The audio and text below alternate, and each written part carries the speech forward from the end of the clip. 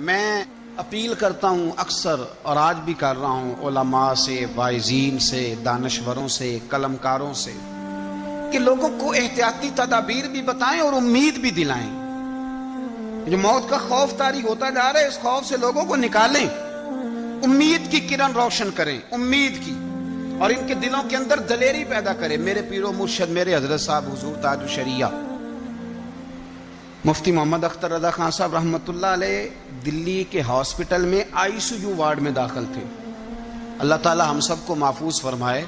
تو جو لوگ ICU وارڈ میں کبھی گئے ہیں وہ دیکھتے ہیں کہ پورے جسم کو تاریں لگا دیتے ہیں، وہ یہاں بھی کوئی چیز لگائی ہے، یہاں بھی لگائی ہے، پورا وجود باندھ دیا جاتا ہے پوری طرح۔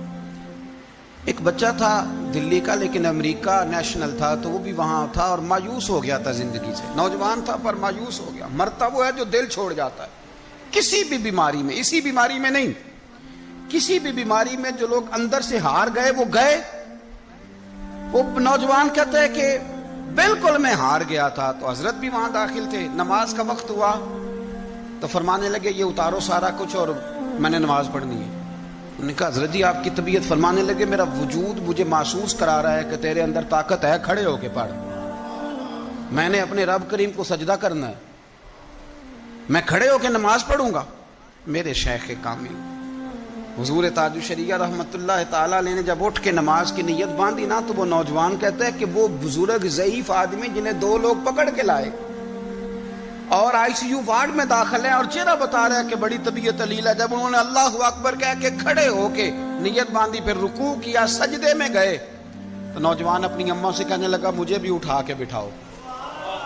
ماں نے اٹھا کے بٹھایا تو کہنے لگا میں نے اس جگہ کا بوسہ لینا ہے جہاں بابا جی نے سجدہ کیا ہے۔ مسلمان تھا، کہنے لگا مزہ نہیں آ گیا یار، اس حالت میں اتنی امید، اس حالت میں اٹھ باندھ کمر کیوں ڈرتا ہے، پھر دیکھ خدا کیا کرتا ہے۔ لوگوں میں امید کی شمع روشن کرے، لوگوں کو یہ بتلائیں کہ آپ کوئی نوارث ہے، آپ کا رب بھی ہے، آپ کے رسول بھی ہیں، آپ کو سنبھالنے والا مالک موجود ہے۔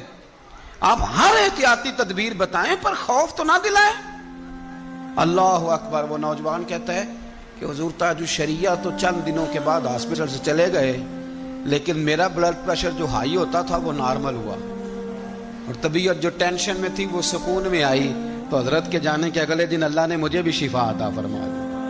آپ کا عمل، آپ کا کردار، آپ کی گفتگو، مولا کائنات شیر خدا علی المرتضیٰ رضی اللہ تعالیٰ عنہ کے پاس ایک شخص بڑی پریشانی کے عالم میں آیا، بڑی پریشانی، کہنے لگا حضور بتائیں مقدر کیا ہے، تقدیر کیا ہے۔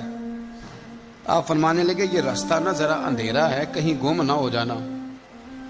کہنے لگا نہیں نہیں حضور بتلائیں مقدر کیا ہے۔ فرمایا دریا گہرا ہے، کہیں ڈوب نہ جانا۔ حکمت والی باتیں ہیں نا مولا علی۔ کہنے لگا نہیں حضور بتلائیں مقدر کیا ہے۔ تو آپ فرمانے لگے اچھا میں تجھ سے پوچھ کے ہی تجھے سمجھاتا ہوں، یہ بتا کہ اللہ نے تجھے تیری مرضی سے پیدا کیا تھا کہ اپنی مرضی سے؟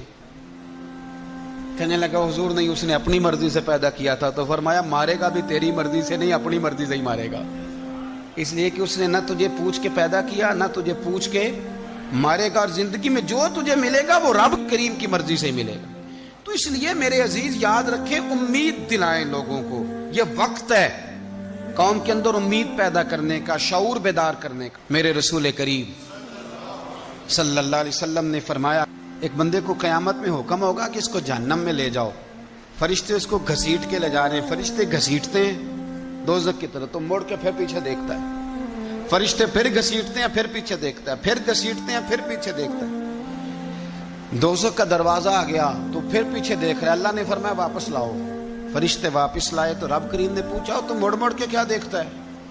اللہ کو پتہ ہے کہ نہیں؟ لوگ کہتے ہیں جی پتہ تھا تو پوچھا کیوں؟ اللہ کو تو پتہ ہے نا، کیوں کیا دیکھ رہا تھا؟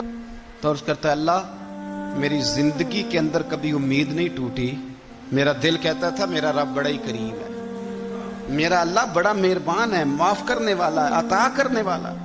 اے اللہ جب فرشتے گھسیٹتے تھے نا تو شیطان مجھے وسوسہ دیتا تھا اب تو جہنم میں جائے ہی جائے، لیکن پھر میری امید ہوتی تھی اور نہیں تیرا رب بڑا کریم ہے، تو میں مڑ کے پھر پیچھے دیکھتا تھا، پھر یہ مجھے گھسیٹتے تھے تو پھر وہ مجھے وسوسہ دیتا تھا اب تو دوزخ میں جائے ہی جائے، تو پھر میرے اندر سے آواز آتی تھی نہیں تیرا رب بڑا کریم ہے۔ اے اللہ دوزخ کا دروازہ آ گیا پر میری امید نہیں ٹوٹی، تو رب کریم فرشتوں سے فرماتے ہیں اسے جنت میں بھیج دو، اللہ تیرے ہی فیصلے ہیں، پر پہلے دوزخ۔ تو رب کریم فرمایا تمہارے اوپر ثابت کرنا چاہتا تھا، تمہیں بتانا تھا کہ جو میری رحمت کی اتنی امید رکھے اسے جہنم نہیں دی جاتی، میں اسے جنت عطا کیا کرتا۔ رحمت دا دریا الہی ہر دم وگدا ہے تیرا، تے جے ایک قطرہ بخشے مینوں تے کام بن جاندا ہے میرا۔